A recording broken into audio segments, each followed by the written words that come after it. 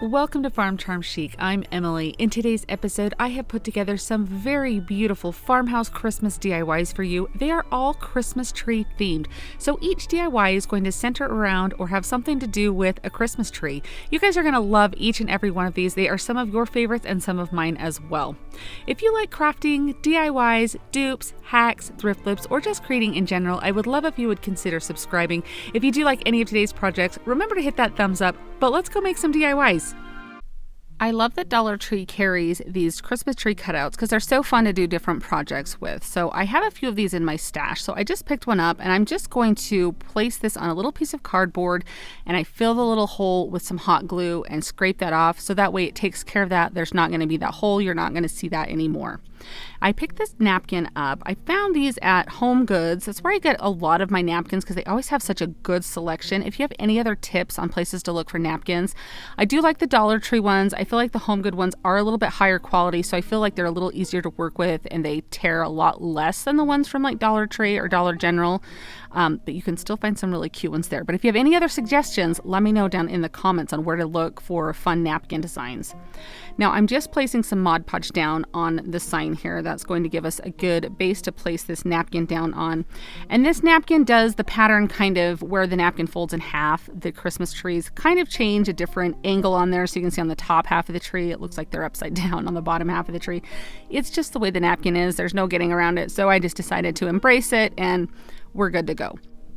I'm just using my hand and my fingers to work from the middle out to spread that napkin down and make sure that it has a firm hold. And then I'm going to go around the edge with a fingernail file here and gently file back that napkin. Now I have this vellum in my scrapbook stash that looks like music, like sheet music, music notes, and I thought it would be really pretty to layer on top of this napkin. So I'm just placing down some more Mod Podge, and honestly, I wish I had done, I kind of go back and forth on this. I wish I had just done some Elmer's glue, like the glue stick on this. I was trying to stick with Mod Podge for this particular design. It does wrinkle this up quite well, and it actually works to my favor. So it kind of depends on the look you're going for. If you want this vellum to lay flat, definitely use a glue stick that like disappears. I love the purple glue, Elmer's glue stick, but it worked fine for what I end up doing with it. So I embraced all of the wrinkles that come with this, and I'm just, you can see, getting a little bit of the scrap paper that was left over to cover the parts of the tree where the paper did not reach. And then I just trim that up with my scissors. Now I'm taking some antiquing wax and I'm going to rub over this. It's going to age it a bit. And this is when I realized that the wrinkles actually are going to be a good thing because I can highlight those. And I'm just taking one of these, this is like an antiquing stamp pad here that I have, and I'm rubbing it over all of those wrinkles, and you can see it's going to highlight all of those. So it's just giving it an extra aged look, which I really did end up liking. Now I have this little snowflake hanging thing there that I got the first snowflake from. It came from Dollar Tree. All of these actually came from Dollar Tree. So I'm just taking some different sizes and shapes of different snowflakes to put on here. A bunch of snowflakes would look really cute if you wanted to do a whole grouping of them instead of what I end up doing. So just keep that in mind. But I stain one with antiquing wax and the other two I decided to paint white. And since it's Christmas time, I thought it would be really fun to add glitter, because at Christmas time I like glitter just a little bit, not a ton, but I thought it would be fun. So I just put some Mod Podge over the top, sprinkled that glitter on. You can see on the little bottom one here, I'm just putting it on, and then I'm just dumping this glitter on. It's just glitter I picked up at Walmart. There's all sorts of different sizes, different colors. I just love the real icy looking type of glitter, just a little shimmer here and there. I don't love it all over my house, but it really is kind of fun to add a little sparkle to some different projects. Now this came in a package of like 10 from Hobby Lobby. It was in the wedding section. It's like a place setting for like a dinner table. And I'm using the back side of it that I stained to make this little sign. And I have these little letters that I bought from somebody who cuts letters, like sells wooden alphabets. So you can, I just found them locally, but you can check like your craft fairs, Etsy, different places that will sell wood cutouts. Ask them if they'll do an alphabet for you, or see if they sell alphabets for you. Pick up something at Dollar Tree, use stickers. There's so many different options. I just happen to have the letters that spelled out Noel, so that's what I'm using here. And I went around the sign to add a little bit of embellishment with a paint marker. Just kind of add a little something. It looked a little plain just to have the Noel on there. So I'm just deciding where I want to place all of these snowflakes and where I want to glue them and where I want the sign. This is where it would be really cute, as I mentioned earlier, to have like several different snowflakes in different, more antique wax and some more of the sparkly ones, maybe non-sparkly ones or silver or gold, and just do a whole array of snowflakes on here rather than having the cute little sign on there. It's just a matter of personal preference. Make it your own. I'm just here to inspire you, so definitely do what you can or what you like. If there's something you don't like, that's totally fine. Just change it to be something that you do like. I felt like it needed a little extra texture of something to break up all of that wood pieces that I had glued there. So I just made a little finger bow out of twine. Just a couple loops was all that took. And I'm just going to tie that down the middle, and I will just glue that right at the corner top of the Noel sign, just with a little teeny bit of hot glue, just to bring that in there. Now, if you had something else you wanted to use instead of a bow, I know I add a lot of bows to things. That would be great too. Now, I thought I'd tie that twine in by on the trunk of the tree, wrapping that around several times very tightly.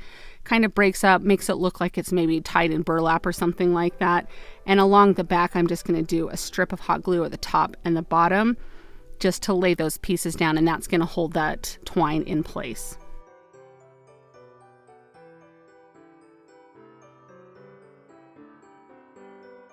In that package of the small snowflakes, there were these gold stars, and I thought it would be darling to add that to the top there. So it does come with a little sticky foam piece there, but you definitely want to add some glue if you want it to be permanent. So just by adding a little bit of glue, I add that to the top, and that just really adds a little extra level of sparkle and something to the top of the tree. And how cute would this be, layered with some really fun Christmas dishes, like on your shelf or your china hutch, something like that. I feel that it's flat. You could add a little something on it to hang it somewhere or put it inside like a wreath on your door, but it's flat enough that you'd be able just to kind of tuck it in somewhere, so it just has that really rustic Christmas feel that it's going to bring into your decor. I'm taking a few pieces of scrap wood and I cut out these Christmas tree shapes, and I wanted to have kind of a little grove of trees. Now, I thought I would try something totally new, and so we're going to see how this turns out. So I'm just using my glue gun to make a little design on these trees. I wanted them to look like they were pressed tin. Now, you can buy the faux pressed tin at Dollar Tree and cut those to size and put them on these trees and probably get a very similar effect. But I know a lot of you sometimes have a hard time finding that, or you want to do something that doesn't look exactly the same on each tree or something. So I just thought I would try this different technique, and each tree I'm doing a little bit of a different design. I was just trying to think of some different designs I might have seen on ceiling tiles or different things, just kind of geometrical or swervy designs. I really was just kind of making it up as I went along. And so you could probably look at actual tiles to get some inspiration for designs. In the end, I think these all end up looking really great. Now, I'm using some of this Aleene's tacky glue because I'm going to place some tin foil, as you can see, or some aluminum foil down on the front of these. So I put my glue down, and I'm just using a brush to spread that all out and make sure that it's between all of like the peaks and the valleys of all of the hot glue and everything. Now, and the hot glue is completely dried at this point. I just want to make that clear so that way you know that. Now I'm just gently pressing the design down, or the tin foil down, over the tree. And I'll show you another way that I do that rather than pressing it, because that worked, but not as great as this next way that I do it. So I'm just again showing on my next tree, I'm just spreading the glue all out with my brush. And then I use another brush with a little bit of stiffer bristles to tap that into place. So the aluminum foil, I'm just tapping it down between all of those little decorative areas, the highs and the lows of all of that glue. And I do the same thing on my third tree. Once I'm done, I just rub over it all with the brush and just make sure that that Aleene's tacky glue is holding the foil down. So just let that dry before you sand it. Now I'm just using just regular aluminum foil. This is not heavy duty, it is just the normal kind. Now I'm just showing you this little kit here. I picked this up at Hobby Lobby, but I know there's so many different brands and ways of like this patina finish. And so it comes with your primer, in this case there's a copper base, and then there is the patina spray, and that's kind of like the activator to help give it that patina finish. So first I'm just giving this a coat of black paint, and I'm doing this on the sides and the back of all of these because I wanted these to look really old, really layered. And so you can see after that black paint dries, I go in with some white paint very thickly and put that on. I wanted these to look like they had been through generations and maybe been painted over 3 or 4 times of, oh, we need to touch these up. Let's place some more paint on there. That was kind of the vibe that I was going for. Now on this middle tree here, I painted the aluminum foil side with the black paint, and then I painted over in white and did the same technique on that one because I wanted it to have a variation from these other 2 trees. So for this kit that I have, I'm painting the primer on right now. That's what this deep coppery color is right now. And you're supposed to do 2 coats of it. In this case, read the instructions on whatever kind you're using, and it will just follow them to the T and you won't have a problem. So after I let my primer coats dry, I'm now putting on my copper base coat here. And then mine says while it's still wet, I go in with my activator spray and spray that. And I did not know how liberal to be with this or anything, but you can see after you let it sit for the amount of time, I had to slow this down because I was really quick. But you can kind of see that coppery color start to come in there and that patina, that green patina.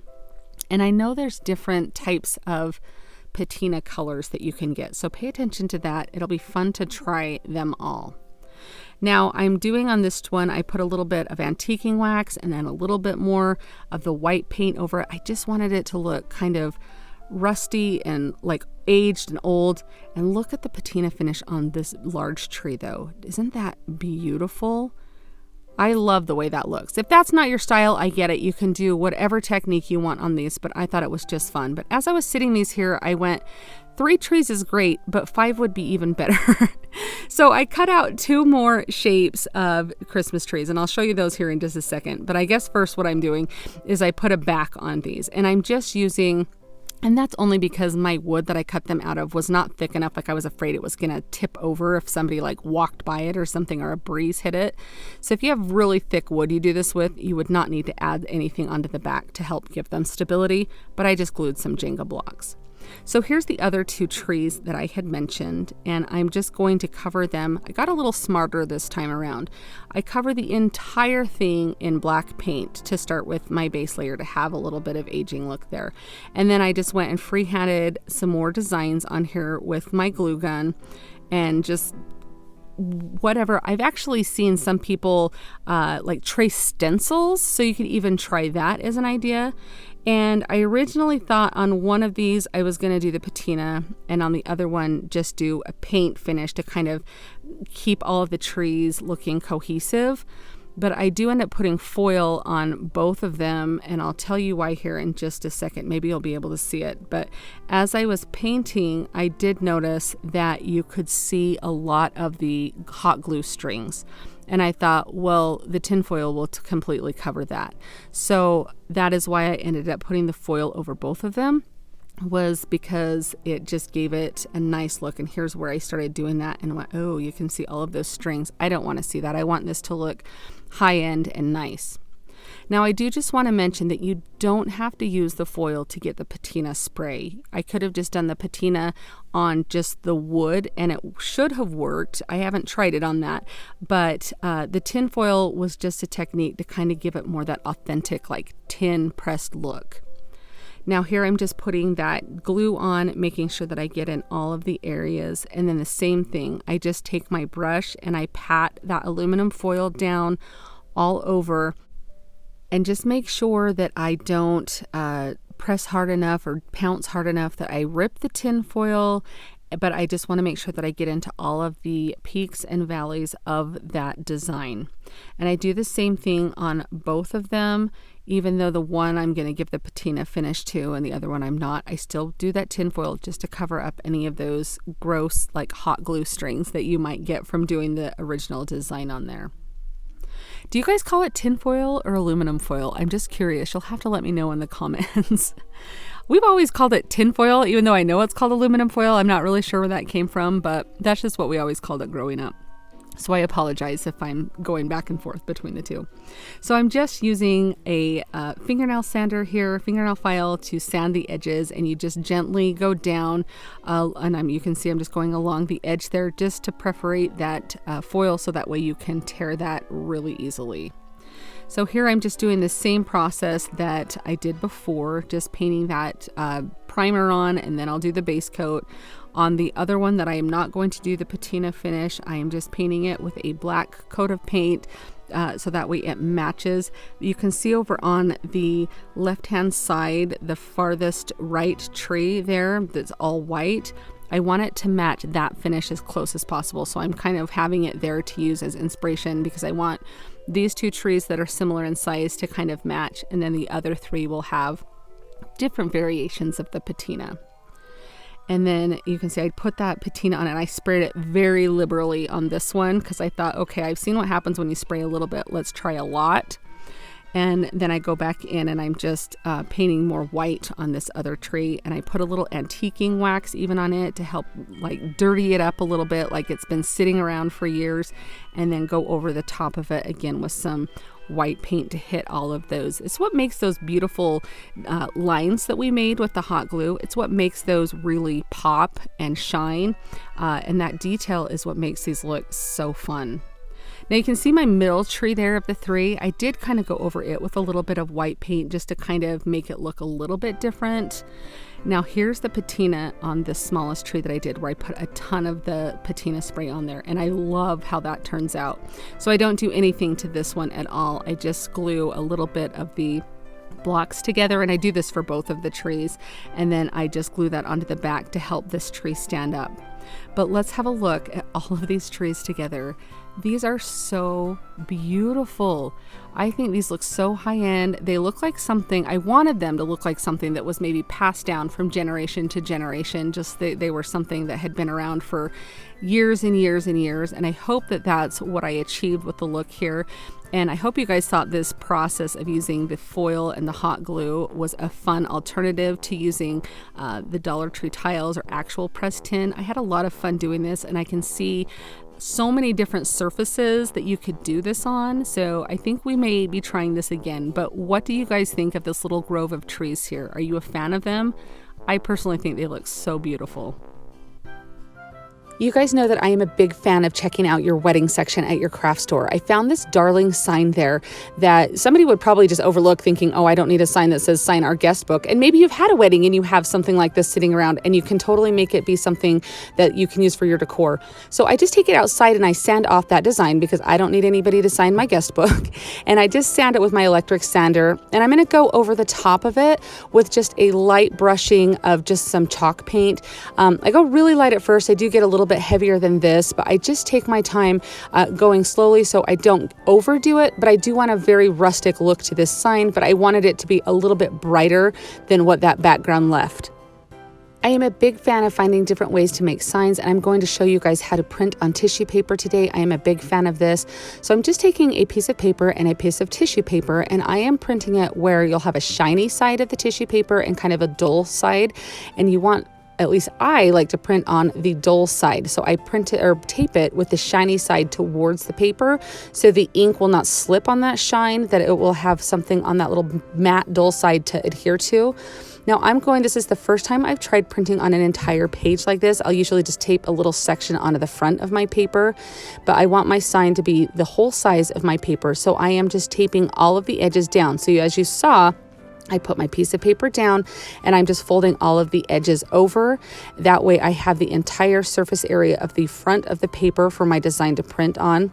Now I make sure that all of my edges are completely taped down, and so I just go over them. You can see how that looks here. And then I have got this entire front surface here, and I just feed this through my printer like a normal piece of paper. So you obviously want this side right here up for your design to print on, and you can see how big the design looks and how good it looks. I purchased this design from one of my favorite graphic shops on Etsy. I'll leave the link down in the description box. They have different designs for all sorts of seasons, and they're absolutely beautiful. So now I'm just carefully removing the tissue paper. It doesn't matter if the back of this tissue paper rips at all because we're going to cut the excess off, but I obviously don't want to go just, willy-nilly and pull this off really quickly and have it end up ripping the front of the design.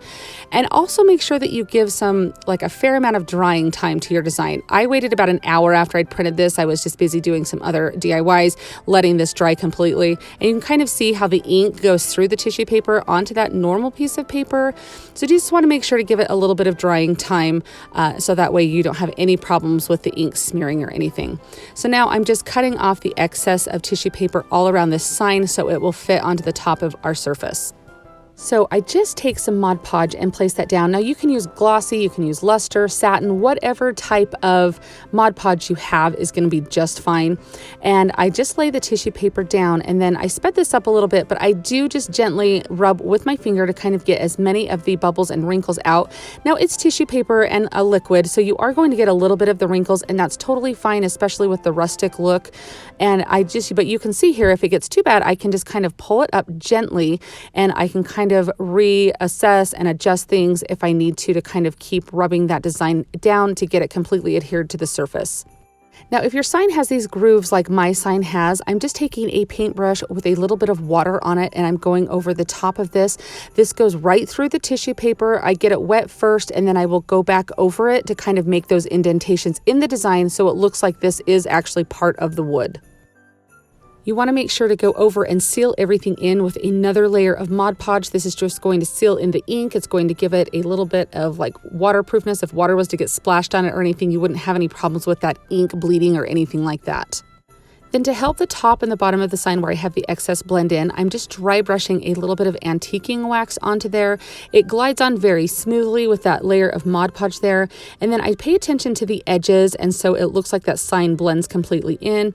And then I go over the tissue paper with a little bit of the white paint that I painted the sign with, just a dry brush, just to kind of give it a little bit of an aged look. So now I felt like this sign, you could leave it the way that it is, but I felt like it needed a little bit of embellishment. So I'm just tying just a normal shoestring bow out of this buffalo check ribbon that I have, and just kind of making my loops down to size of how big I want the bow. And then we're going to add some greenery and things to this. I'm just taking some leftover greenery and some little red berries from other picks that I have cut down, and I just tie a couple together, and I'm going to use some hot glue to glue the berries in each side there because the stems weren't long enough to tie together like the greenery was. And then I'm just going to, you can see, just glue those right in there, and then I will glue this to the top of the sign here. And I do that just using a little bit of hot glue, and then you just want to make sure to hold that in place until that completely dries. And then the same thing, just glue that bow onto the front. And then I just dovetail the ends of my bow. You can cut them at an angle, do however you like to do the ends of your bows. I did leave my tails longer so it would kind of drape down the sign. So you can see I'm just using a little bit of hot glue there. That's just going to help my tails kind of hang and droop the way that I want them to. And then I just kind of do a little bit of fluffing on the bow and everything there. And look at how absolutely darling this is. I think this is beautiful. This would be such an easy project to make and sell if you had a booth. I just think this is so cute, and I'm so excited to get to decorate with it.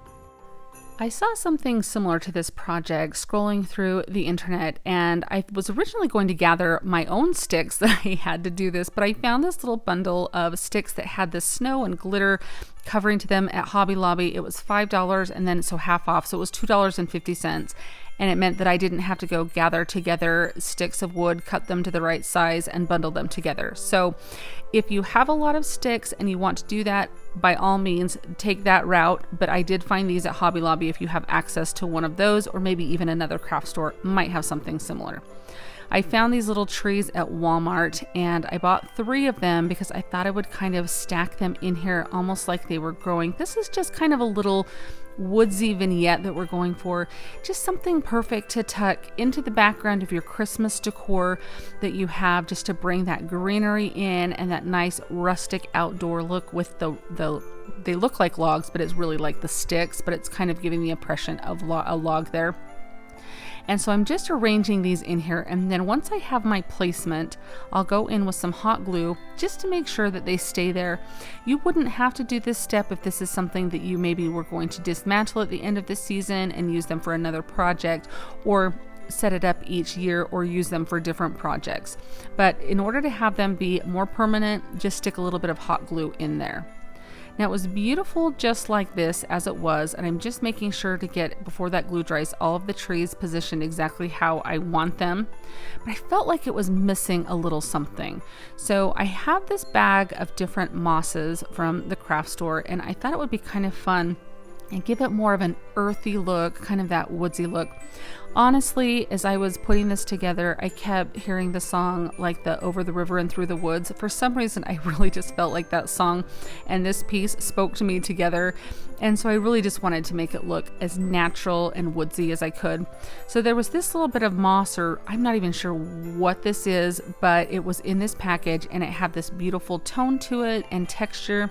So I just glued that around the base of the trees to just give another bit of embellishment and texture to this piece. Now I'm also taking a little bit of the brown. It is almost like a reindeer moss, but it's kind of this like brown natural color. I did not glue these pieces in. However, if you want to do that, you definitely could. But the different sticks held it very well. So you can see I'm just kind of pushing it in with my scissors, or use your pliers or something, and it held it really well. Now this is completely optional. You guys are going to have to tell me if you like this piece on here or not, but I had this little reindeer from Dollar Tree, and I thought that it would be really elegant and a really fun touch to add this. You could do any other kind of piece of ornament on here. A little red truck might be really cute if you had a more realistic looking deer, or a little fox or something to set on there. But I really did like the way that the deer looked. But I'll show you both ways so you can let me know. This is just the plain way. I'm very happy with how this turned out. I think this, again, it's maybe not going to be your main centerpiece in your decor, but tucked in to bring that greenery and that woodsy look, I think is going to be beautiful. And I really do love the sparkle that was on this bundle of sticks. I really thought that was fun. Now here it is with the deer. There is just something about this. It has a little bit of more of a high-end look, I feel like, with that. But again, just the minimalist look is very beautiful too. Let me know in the comments if you like the deer or if you would leave it out. I really love using these faux pressed tin sheets from Dollar Tree, and I'm just taking some scraps that I have from other projects I've used that I've cut shapes out of, and so I just hang on to those because you never know when you're going to need to use them, and this was the perfect time for me to get into all of my scraps here.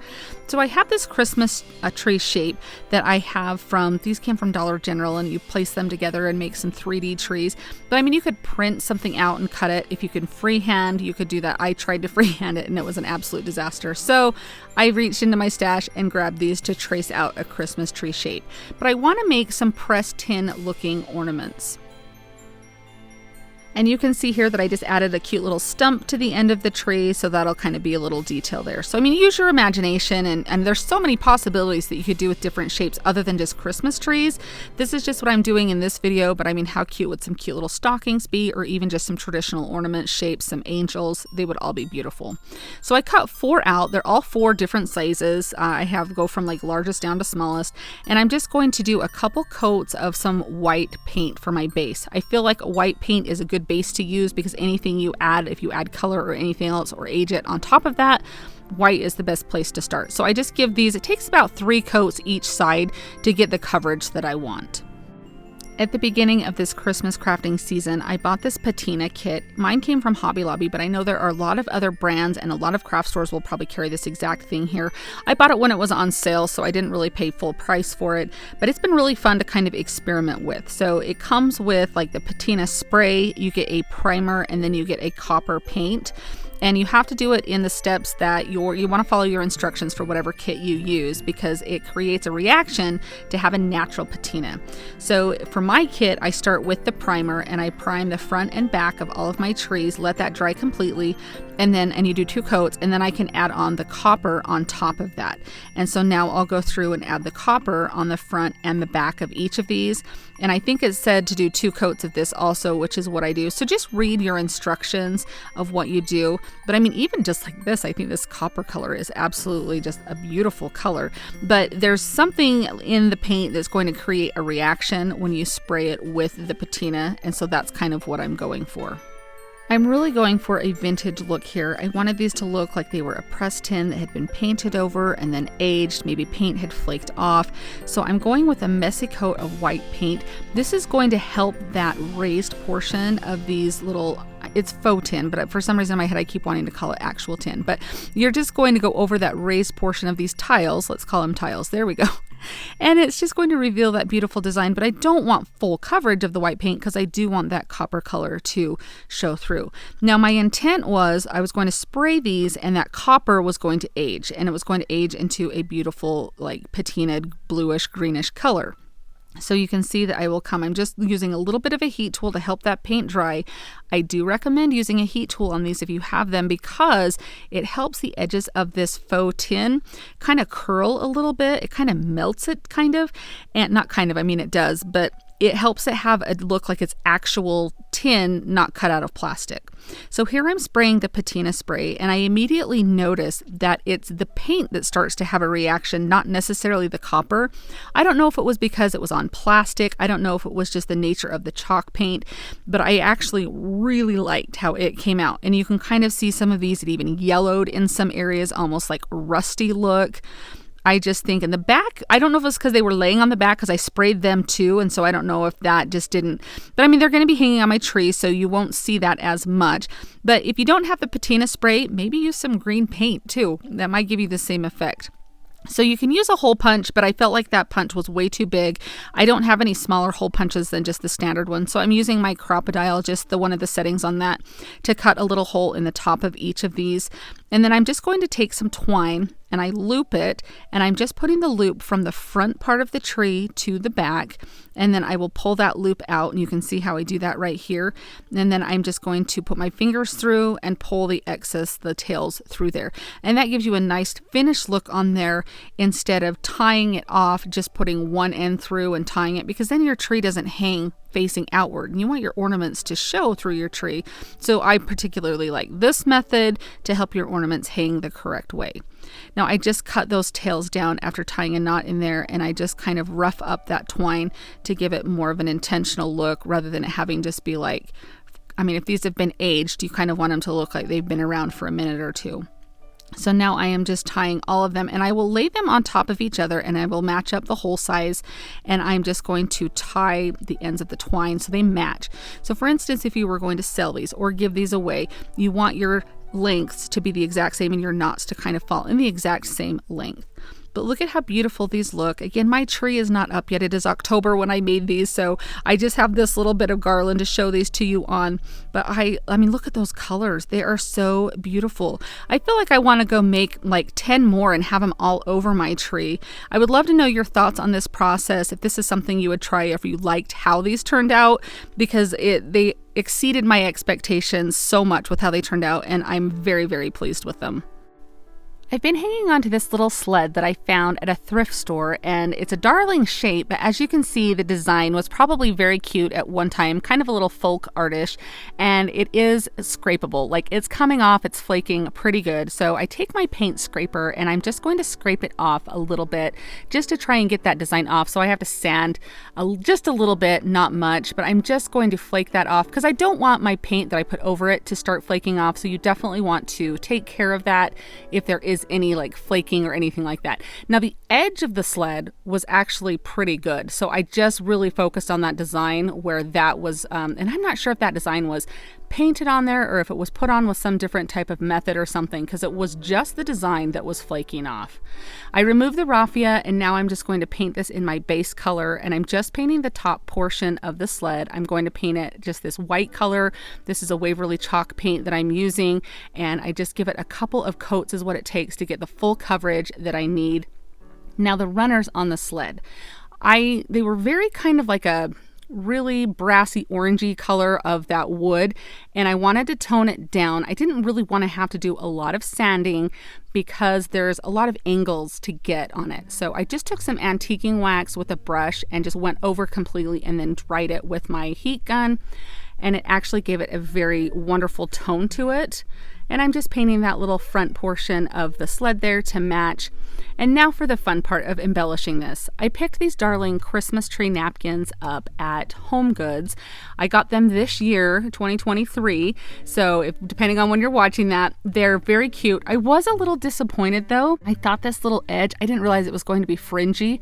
It's very cute as a napkin, but really that edge is pretty much worthless if you're using it to decoupage with, because sometimes I love the scalloped edge to add along things. So I was kind of a little disappointed with that. But as you can see on one napkin, you get 4 beautiful Christmas tree images to work with. So definitely worth the investment on these napkins.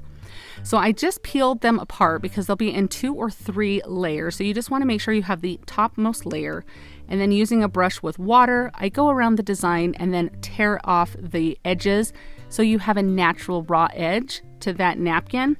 So I just placed some Mod Podge down on the sled, and now I'm gently going to place the design down. And I'm going to start from the middle and work my way out with my fingers. Now I know a lot of you use a technique where you let the Mod Podge dry and you heat up like an iron or something. This would be something perfect you could do with that. I've never tried this technique, so I just need to get brave and try it. But honestly, this is such a small section that I'm working with that I didn't have any problems with wrinkling or anything. And you can see when I get to that edge and press that down, it really just disappears into that paint color, that white paint. And you really cannot see that, especially once I go over the top like I am now with another layer of Mod Podge, just making sure that you seal that napkin in so that way you're not going to have any water damage, discoloration, or anything happening to that.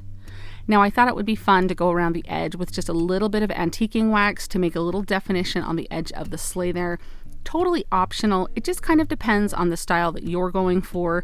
But you can even sand around the edge, but I really feel like giving it some type of definition on that edge kind of elevates it to another level.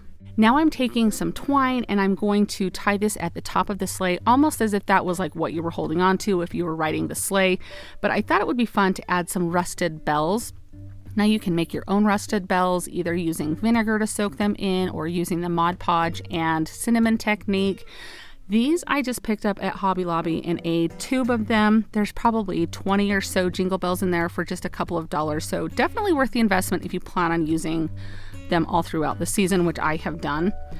Now I wanted to hang them to be at different angles, and I kind of will set my sleigh up and determine where I want to tie these off at, because I don't want them to be so far apart. I want it to look kind of like a natural lopsidedness.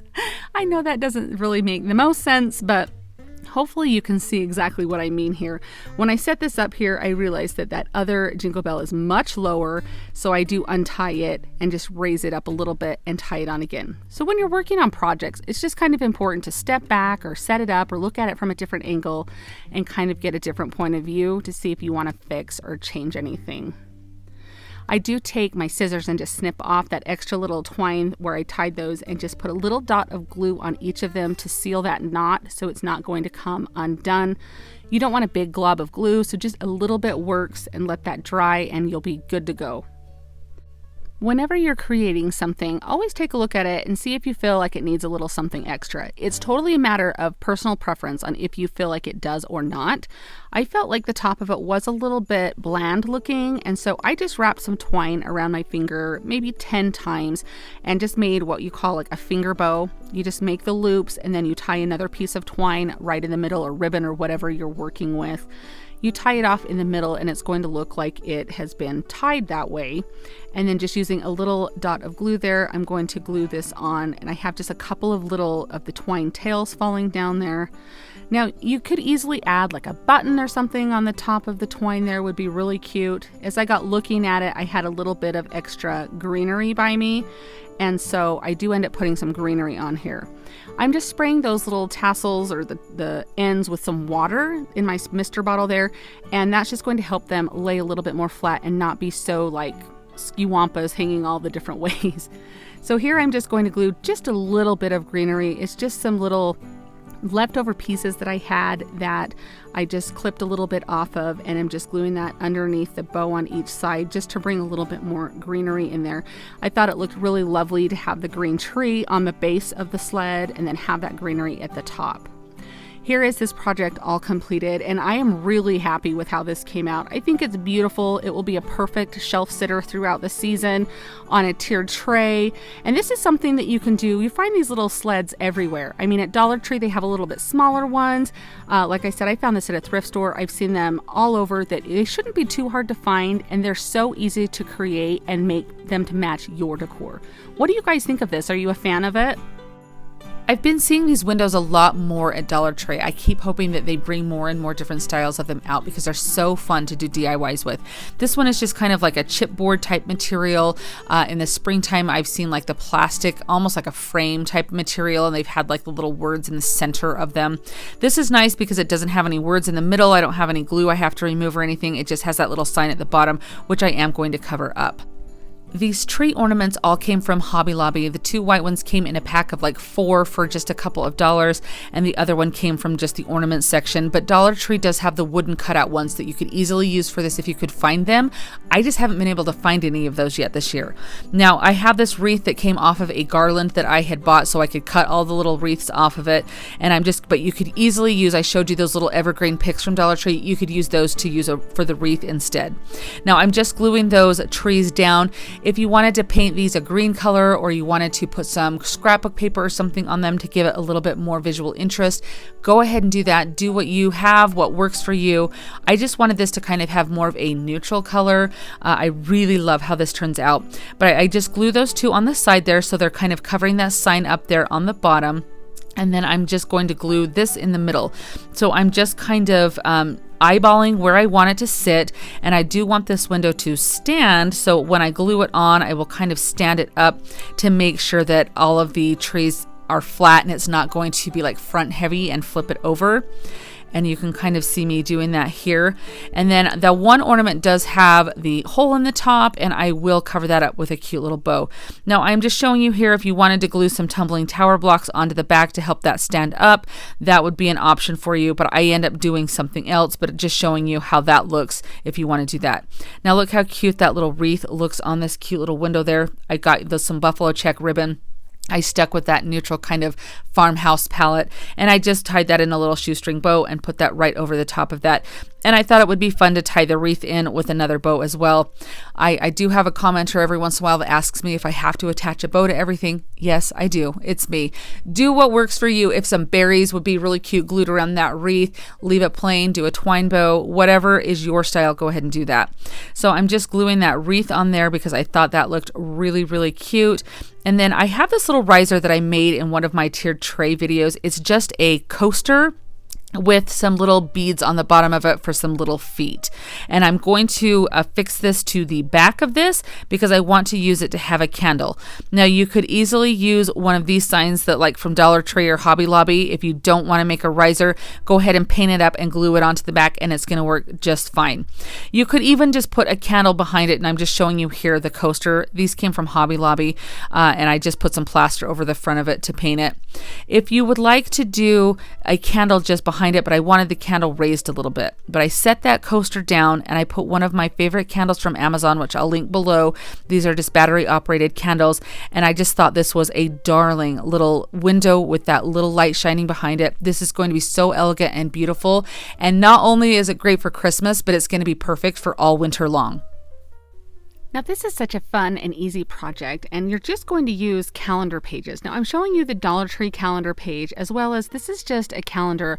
I actually have my mom save all of her old calendars for me because she has such fun different designs on them.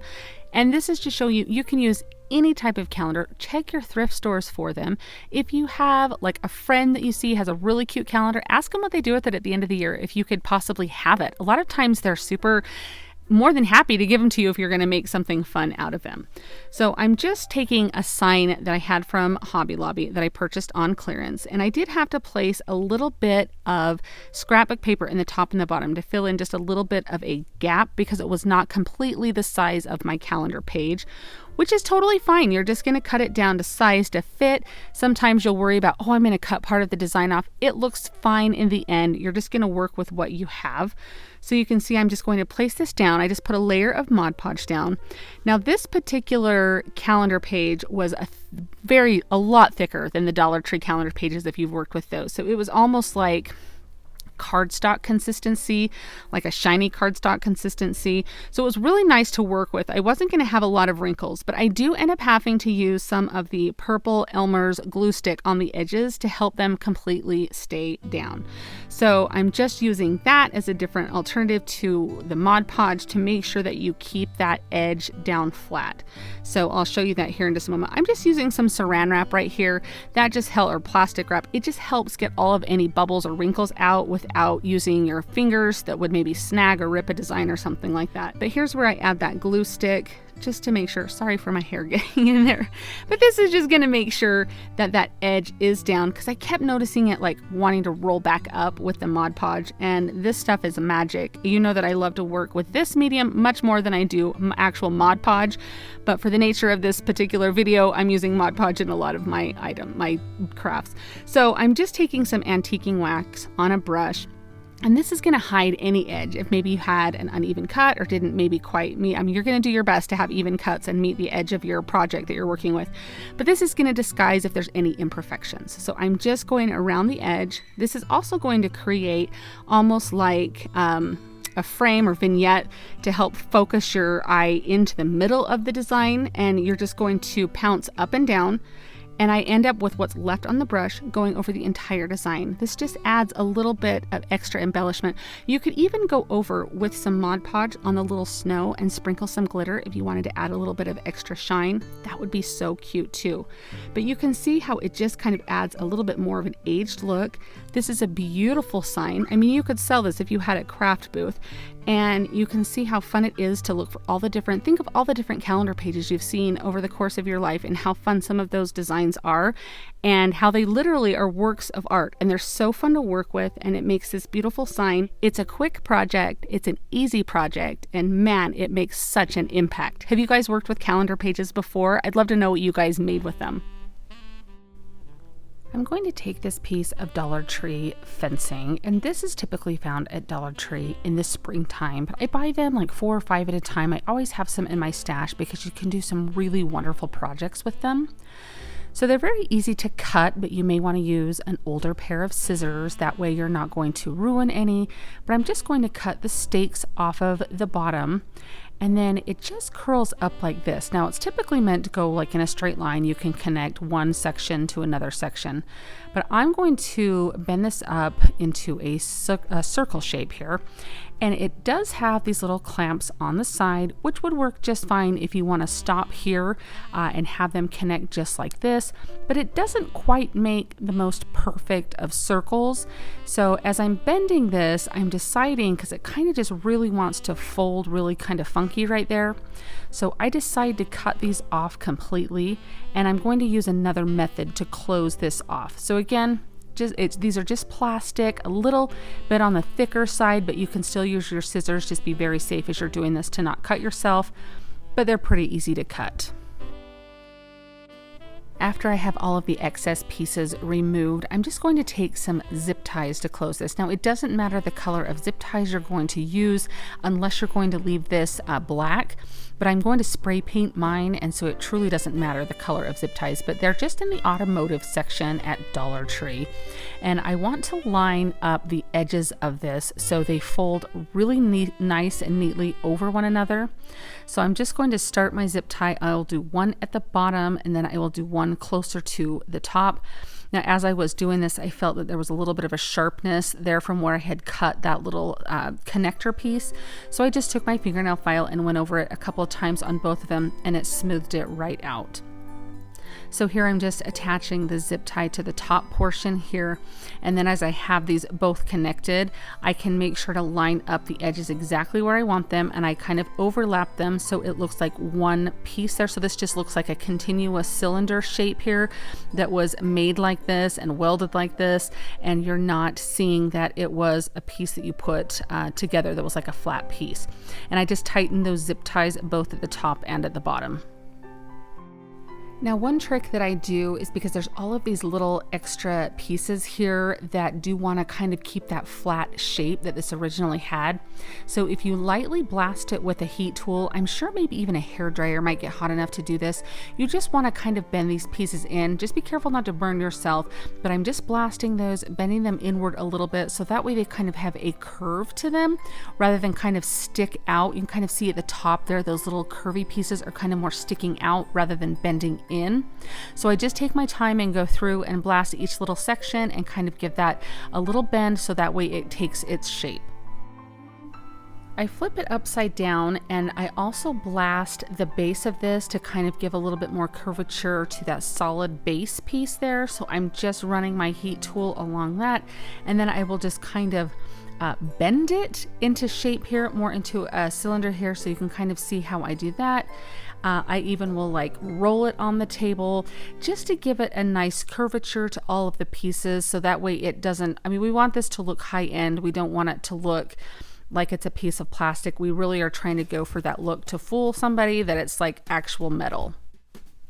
As I did this, I realized there's a little gap on that space at the end, and so when I set it up, I was just kind of seeing how it looked, and I did need to close that a little bit. So I'm just putting a little bit of hot glue down in there, and then I will just clamp that with just some of the Dollar Tree clamps to hold that until that dries, and that's just going to seal that there at the bottom, and that way it will sit nice and flush.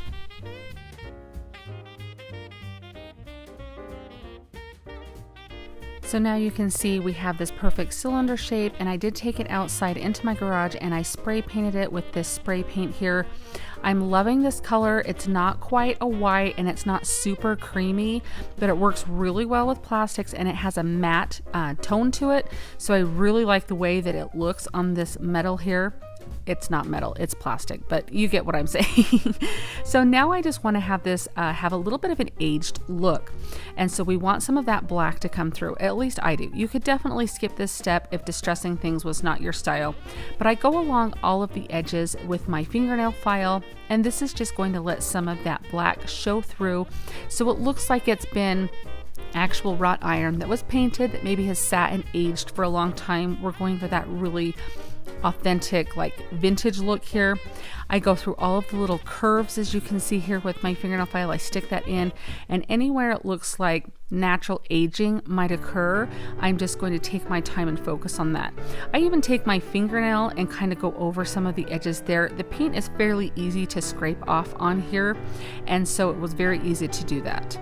So now you could stop and leave it just like this, but I really wanted to make this have a very wintry vibe, look like winter wonderland. So I'm taking some Mod Podge, and then I also bought, this is just some fake snow that I bought, like a glittery snow. I bought it at Walmart, and I also have a couple different sizes of glitter that I'm using. I saw one of these at Vintage Market Days that had this really cool finish with the glitter, and I really loved the way that it looked, very wintry. You could easily leave it, and then you could have this for all year long. But again, I just really wanted to bring that really glistening look to it. So here I'm using my Mod Podge, and this is in one of those containers I got at Dollar Tree. I put my antiquing wax in it, and a lot of you messaged me and said it would be perfect for Mod Podge. So thank you for the suggestion. I totally listened, and I have my Mod Podge in one of those containers, and it's really easy to just squirt along all of the edges of this. And you don't have to be super perfect, because you're going to, as you can see, I'll like smush it down into all of my mixture of the different glitters and that snow. And I just go, you can see I'm not super careful, but you know, you want a decent amount on there. Just depends on how much glitter you want, and I just will roll it in there, and this just really gives it a nice shimmer and shine. I am not normally a big glitter fan. However, at Christmas time, I really do like a little bit of that sparkle. I feel like if you're gonna do it, that's the time of the year. So again, it's a matter of personal preference. You could stop here, but we're just going for a really fun wintry sparkle look. I am really happy with the final result. I really think this looks very beautiful. I love the contrast with that white color, the shimmer, and then that rustic looking tree. I just picked this tree up at the local craft store. You can get any type of tree or any type of flower or something to stick in there, but I really think this does bring that woodsy vibe into your home for Christmas with a little sparkle. I think this project ends up being my favorite out of all of these using the gift wrap. I just love this bag, and I have this tag from 4th of July and it has these 3-dimensional stars on here. So I'm going to set those aside because they'll be perfect for some other Christmas projects. Now, this is what I'm talking about when you buy all of these pieces that come together like in a gift wrap line, is it has this tissue paper that matches perfectly. And I really liked the look of this, and I'm going to do some decoupaging here. So I'm just using some Mod Podge, and I just put some of that onto my tag sign here, and I'm just going to spread that out. You want a thin layer of this, and I know I got too much of this on here, but I did scrape most of it off. But I'm taking my tissue paper and I'm going to gently place this down, and I have some cling wrap there, saran wrap, plastic wrap, whatever. I know different regions call it different stuff, but I've had a lot of you tell me to try this when I'm decoupaging, and I can see definitely the benefit of it.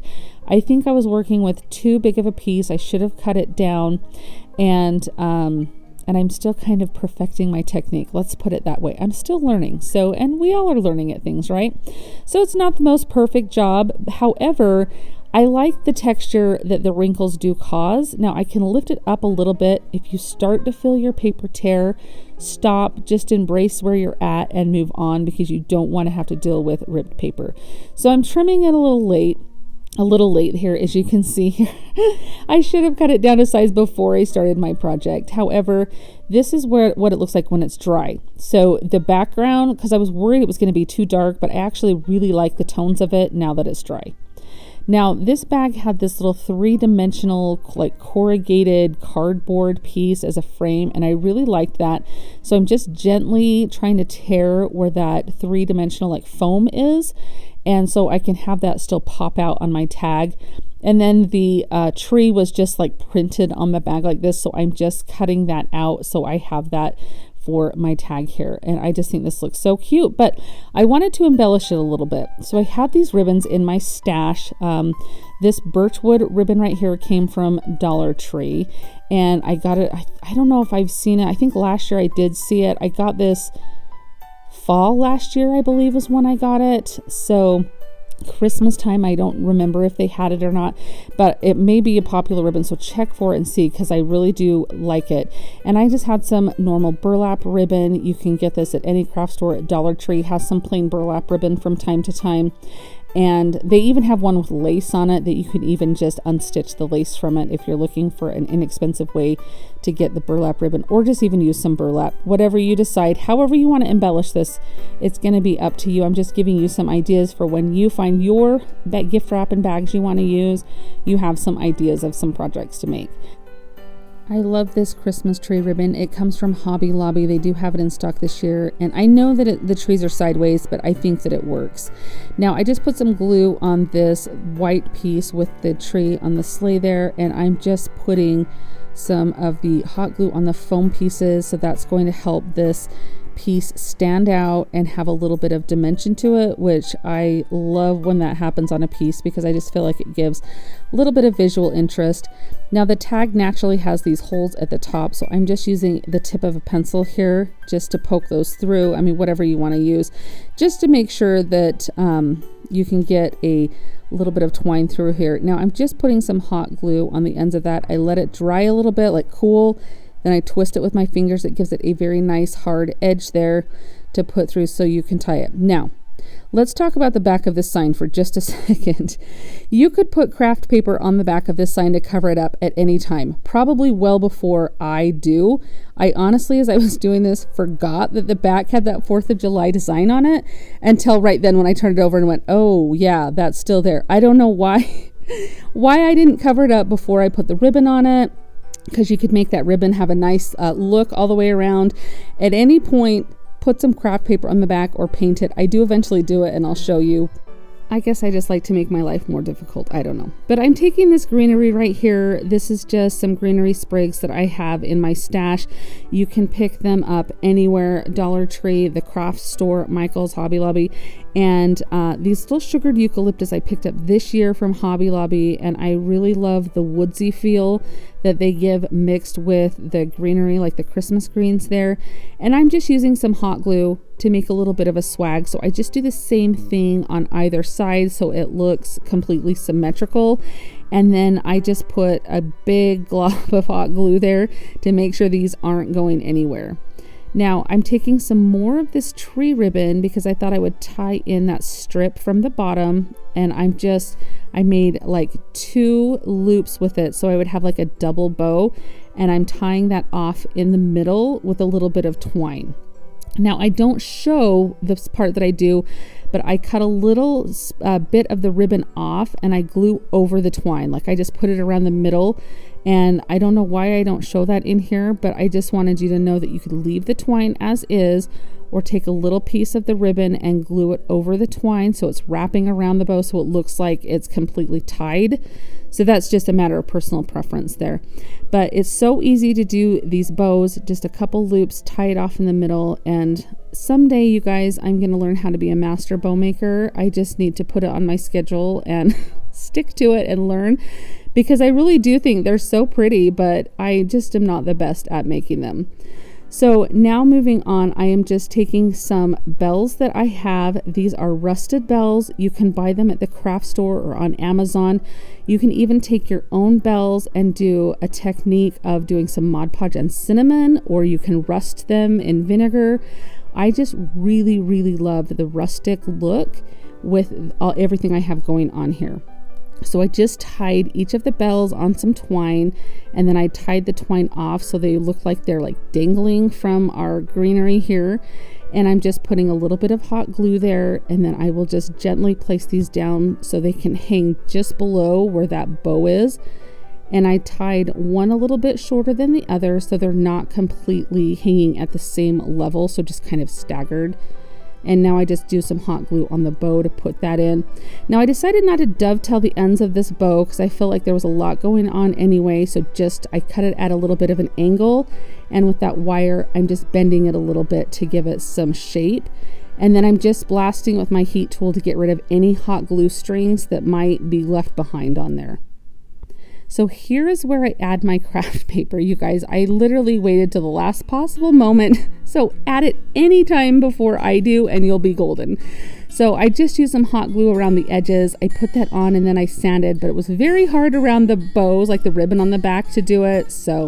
But it looks beautiful. This, I said, was my favorite piece out of all of these that I did with the gift wrap, and I think this looks so high-end. I think it's going to be beautiful in my decor, and paired with all of these pieces, I think it just turned out stunning. And I love the ribbon on the end, and I just am in love with how this piece turned out. I'm anxious to know your thoughts on this one. A couple of years ago, I went to a yard sale that had a bunch of these, and I'm assuming they're ornaments since they had a hang tag on them. They're quite large, but I picked a bunch of them up and I've used them here and there to make little signs or ornaments, but I thought it would be really fun to use this napkin. I saw this napkin and it has a beautiful Christmas tree with some packages, but it has a ladder next to it, and it totally reminded me of like the song Deck the Halls, and so I thought it was so cute, and I picked it up so I could do it specifically for these, to do a little ornament out of. Now you can see that one napkin had 3 layers, so you just want to remove those back 2 layers very carefully, but you get 4 images out of 1 napkin. So you could definitely do some fun projects with just 1 napkin, or do multiple ornaments and have that cohesive look all throughout your tree. I just use a paintbrush with some water to go just kind of along the outside of that tree to make an outline, because when you tear that out, as you can see here how I do this, it leaves a more natural edge. And when you're doing this decoupage process with the napkin, it really helps that napkin edge to fade into your background so you don't see that it's a separate piece.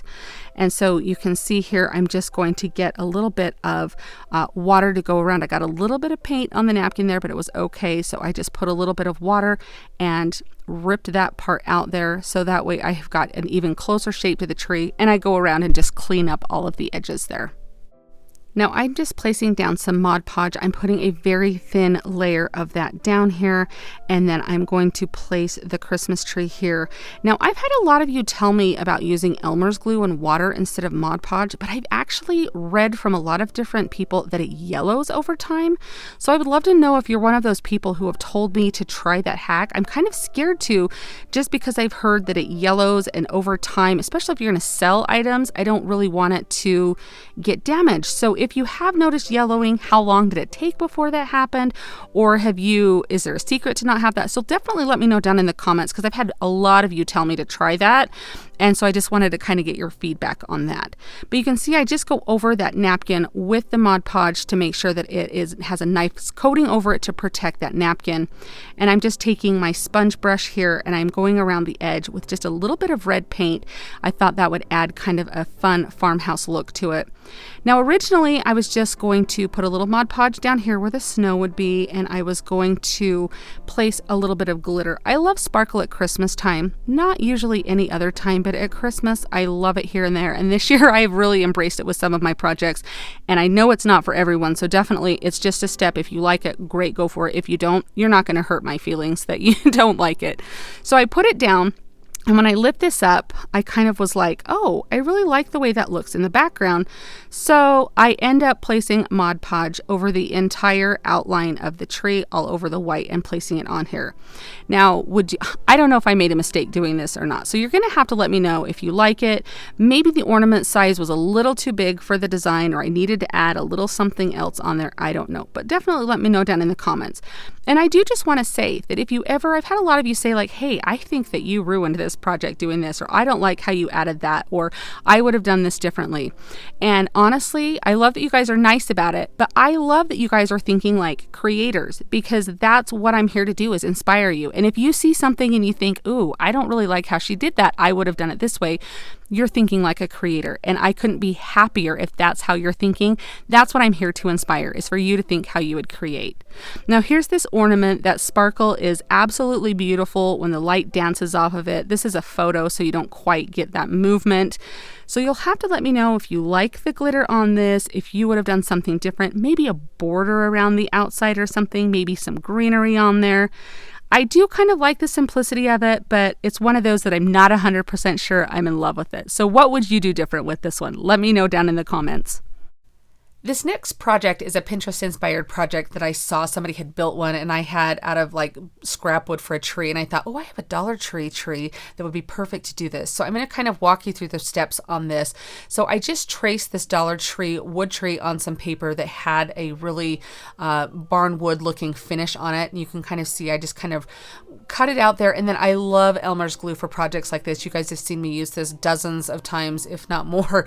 And I just make sure to pay attention to the edges, so all of the edges will be down really good. And then I just go all over the surface of the tree, and then I just place this down and line it up as best as I can to make sure that no edges of the wood are showing. I just use my brayer here to make sure that it goes on completely flat. I personally like using this glue stick better than I like Mod Podge. I feel like I have a much higher success rate with it, and it is I've never had a problem with it peeling up, as long as you're using the Elmer's purple glue. The Dollar Tree glue that I've seen that's like the Jot brand, I have not had as much success with that. So I just sanded the edges to make sure the paper was clear, but it did make the edge of the paper kind of look torn, or that white color. So I just went over the edge with a little antiquing wax, and while I was there, I just made sure to go over the back of it to give it a finished look. And then you can see I just put a little bit of glue into the little hole that was up there, and then to kind of fill it in, and then just put a little antiquing wax over it. So now I'm going to build a little box to go on the bottom of the tree here. So I just had this little square.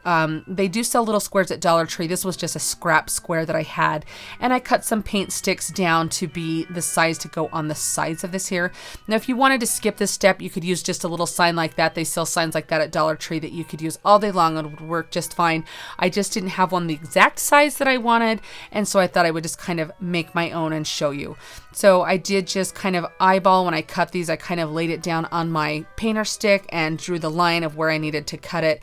I actually, these little painter sticks were thin enough that I could cut them with my scissors, but you could use like a little hand saw, miter saw, or if you have a like power miter saw, that would work as well. So now I did just have to file down one of the sides because I didn't quite get the measurement right. So that's why I was using my emery board there to kind of sand it down. And then I just give this a coat of that antiquing wax because it matches that wood on the tree absolutely perfect, I thought. And I just cover all sides of it with that wax. So now I'm just going to take this tree and I'm going to add some glue to the spots where that box will touch. And that's how I am just going to put these two together here. And so I just press that box right up against the tree and I'm going to make this a little candle stand. So I'm just showing you that you could just put a plain candle in there and embellish just a plain candle. That's one of the faux candles that I love from Amazon. I'll link those below in my description box. But I wanted to kind of make a little jar candle to put a little tea light down into. And this jar just came from Dollar Tree. And I just removed the lid, and I had some Dollar Tree ribbon I was showing you, but I have this ribbon that I have on my Christmas tree and it kind of matches my decor a little bit more, and it just came from Hobby Lobby. So I'm just going to layer it with that red buffalo check on the bottom. And then actually this green ribbon, I believe, came from JoAnns. So I'm just letting you know that. But I love this green ribbon. It's not quite an evergreen. Like it's kind of like, I don't know. I just love the color of it. And so after I glue those two together, I'm just making a little sprig with some little pieces of picks that I have kind of disassembled. And I just wrap some twine around the top of those to get them all pieced together. And you could totally skip this step if you wanted to. That ribbon looks beautiful as it is. And using some twine that I tie on the top there, I'm just tying that little piece of evergreen on there. And then I will snip all of the tails off there because I decided I did not want any of that. And then I just kind of put a little glue on the back of that evergreen there so it would glue to the front and it stay put and wouldn't move around. And then I just made a little shoestring bow to go on this. And I thought that was so cute. You could leave it like this and it would be absolutely beautiful. But I did have these little stars from Dollar Tree, and I'm sorry that you can't see it right here. You'll see it in the finished product. But I just put one of those stars at the top of the Christmas tree, and then I thought this is some baker's twine that I have, and you can get this at Dollar Tree also. But I like to buy the red and white on Amazon because you can actually get more of it for a better deal than you get at Dollar Tree. The other colors you get at Dollar Tree are definitely a better value, but the red and white you can get a little bit cheaper other places. But I just wrapped it around the tree and then just tied it off. And that way I didn't have to glue it on. So if I wanted to remove it or I didn't love how it looked, I could do that. But look at how cute that is. Oh my gosh, this is beautiful. I absolutely love this. I did add a little tea light into that jar. You cannot see it in this photo, but it adds the most beautiful glow, especially with all those little ridges and marks in that jar from Dollar Tree. So if you find that jar, pick it up to do this project with because it's beautiful. I fell in love with this Joy to the World sign and the cute plaid trees on Kirkland's website. It does retail for $29.99. Let's see if we can do better. Any frame that you can find will work for this. I happen to have this frame from IKEA. They do sell them for around $7 or $8, I believe. I am just going to take off the matting and that paper, and I'm going to just reveal this little backing here. I'm going to use this and spray paint it black and use that for my scene. I like the idea of doing this because then if I want to reuse this frame throughout the year, I can still just place a picture right over the top of it and it will still be waiting there for Christmas next year. I chose to cut my Christmas trees out on my cutting machine, but do what works best for you. You could easily take some different Christmas tree shapes and trace them on the back of different scrapbook papers and freehand cut them out. That would work very well. I'm just using some purple glue stick on the back of my trees to get them to adhere. I absolutely love this stuff and I feel like it gives a really good bond. I do use my Mod Podge roller just to go over it evenly to make sure that all of those little edges of the tree are stuck down really good. For the lighter colored trees, I thought it would be fun to use a gold vinyl. I thought that would add a really nice shimmer. So I just placed them down kind of like a sticker over the tree. I am not worried about the different texture there, seeing the other tree pop from behind. That doesn't bother me at all. But I just go through and get all of the trees placed similarly to my inspiration piece on Kirkland's website.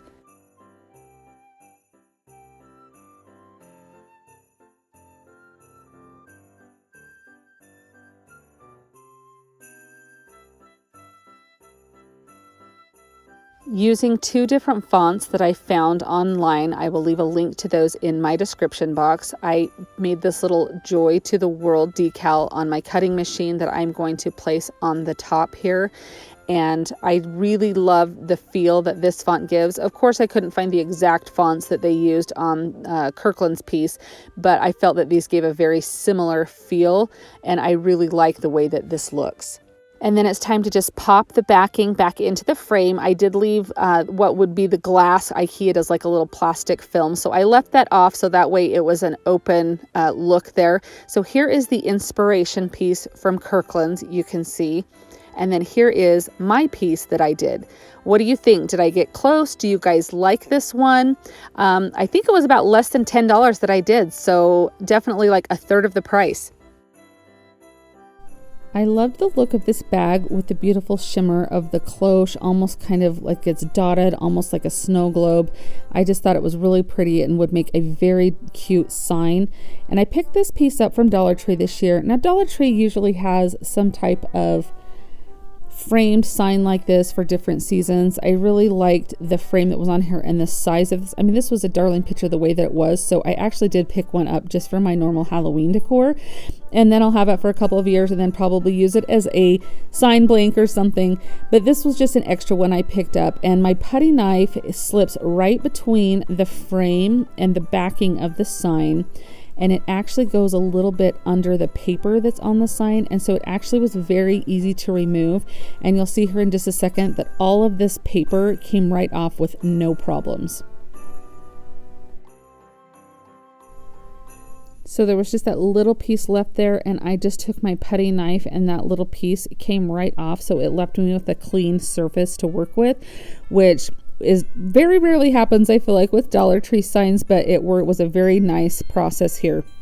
Again, I just cut the bag sign out. The front design had that beautiful shimmer on it, and you're left with the seconds. These bags were all double-sided, so you're left with the back side to do whatever you want with if you want to make another piece with, but that front side has usually a little bit more embellishment on it.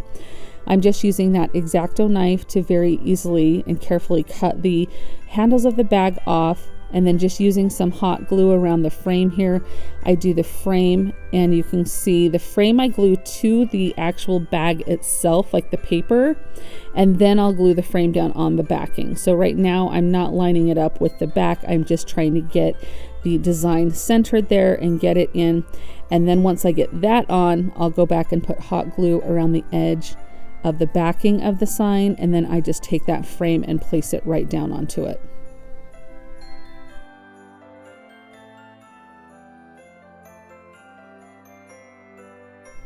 The fun part about doing projects like this is you can embellish them any way. You could leave it just plain and simple the way that it was, but I felt like it was missing a little something, like it looked just a little plain, and so I thought this cute little bow. Now, I like to add bows to things, and I get that they're not everybody's style, so some cute greenery on here, anything that you would want to do. Like I said, you're more than welcome to leave it plain at this point, but I loved this ribbon with the cute tree on there since it had the tree in the cloche on the design there, and I just made a loop with it and then tied it off with some twine in the middle to make just a little bow here, almost like a shoestring bow or finger bow. And then I just cut the excess twine off, and I go in and dovetail the ends of this ribbon to give it a little bit of an extra touch there, so that way it looks a little bit more finished. You can even just cut them at a little bit of an angle. I just felt like in this particular project the dovetail looked really, really cute, and you just can size it to however. And I didn't know if I was going to put it off to the side. I think I ended up putting it right in the middle, and just with a little bit of hot glue. I just feel like the little extra touches are what makes it look personalized. It can dress it up as much as you want, or you can just leave it as simple as you want. And here's the finished piece, all completed. I think this looks beautiful. I personally love that bow with it. I think that it adds definitely an extra touch that it was needing. And that shimmer on the glass of the cloche, I think, is just beautiful. I think this went from being a darling gift wrap bag to a beautiful sign to have in your home. I found these 3 nesting Christmas trees at my thrift store. It was $3 for the set. I absolutely love them. I think they're so cute the way they are, but I thought I would kind of spruce them up a little bit to match my decor. I wanted to brighten them up with some white paint, and so I was just going to dry brush this on and kind of see how it looked. And that first little area, I got very heavy with the paint and was like, oh, whoops, I guess that spot's gonna go in the back, but I'll show you how I fix it here in just a second. But this is just like grapevine that's wrapped around this along with some burlap mesh. So the mesh does absorb the paint really well, and so I just kind of had to be careful that I was not using a whole ton of paint. So I just take a little baby wipe and dab it into that mesh, and it picks up a lot of that paint, so it really ended up just kind of blending in. So I'm happy that I was able to fix that. So a little bit of a tip for you there. But I just go over all of these trees and I cover them with white paint. I had originally wanted to spray paint these. However, it was way too cold at my house to spray paint them. And I honestly think that might have been a little bit too heavy for what I wanted. I might not have gotten the same effect. So I'm actually really happy. But I just take all 3 of these and just go around all of them with this white paint, dry brushing it on completely. This is one of those projects that you could easily customize with any type of ribbon. You could put glitter, anything like that. I really just like the simplicity of the white. I just thought it looked really cute, and I thought that this is something that you could jazz up for Christmas time and then kind of have it be more simple for winter time. I hope this just shows you how a little bit of paint can completely transform something and how easy. I think this took me like 20 minutes to do, so very quick, and look at how pretty they turned out. I decided to add some cute little fairy lights to these trees, and I really feel like that made such a difference. These are so elegant and beautiful. What do you guys think of these cute little trees? I found these darling little 3-dimensional trees at Dollar General, but I feel like I've maybe seen them at Dollar Tree before, so keep your eye open. I'm not 100% sure if I'm just dreaming with that, but anyhow, they're very cute. They were $1 for the pack of 3 trees from Dollar General, and I just picked 3 different types of craft paper that I thought would be really cute to add for my trees. So I just trace each of the trees out onto some craft paper, and then after cutting them out, I put some Mod Podge both on the wooden portion of the tree and the craft paper before I adhere one to the other. That's just going to give it a really good bond. And then I will just kind of trim up the edges on the branches. I do use my Mod Podge roller. You guys, I had never realized I needed a Mod Podge roller in my life until I got one. It is the best thing ever. But after I get all of my paper adhered to there, I do use a fingernail file to sand off the edges to make it really crisp and clear. And then I take some antiquing wax also and kind of cover up those edges. And you could leave the edges. This is personal preference right here. I just didn't like the bright white wood color right there. I just thought kind of an aged look would be really cute and kind of maybe look, like the branches part of the tree. I don't know. So I just go through all the edges and do that. And then you just slip these all together and they look so cute when they are done. They are perfect for tiered trays. They are perfect just to kind of tuck into that little area where maybe you need a little bit of Christmas decor, something really easy. And you can customize these to however you want for your decor is the best part. So it was so simple and so easy, and look at how cute they are. They make such an impact, and for not that much time and very inexpensive, you can have something very, very, very cute.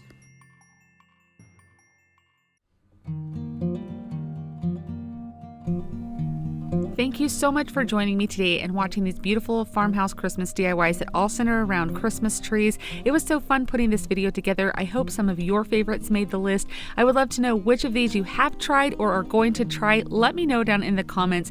Thank you again so much for watching, and I'll see you next time. Happy crafting! If you like the video that you just saw and you want to keep crafting together, here's another video that you might enjoy. And as always, remember to like and subscribe. Thanks so much for watching. I'll see you next time.